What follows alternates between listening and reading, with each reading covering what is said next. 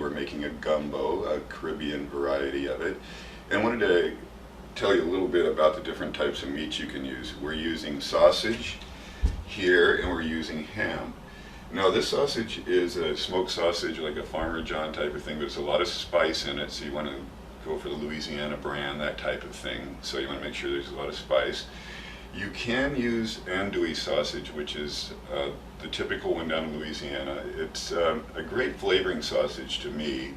Has a lot of heat to it and a lot of smoke, but I much prefer this type of smoked sausage. Then we have ham. Now this is turkey ham. You can use any type of ham that you like, really, as long as it's smoked. And the general ham down in Louisiana is called tasso. Again, it's highly smoked ham, and to me, not as good for eating, but great for flavoring. So you can even add a sort of a mixture of both types if you want.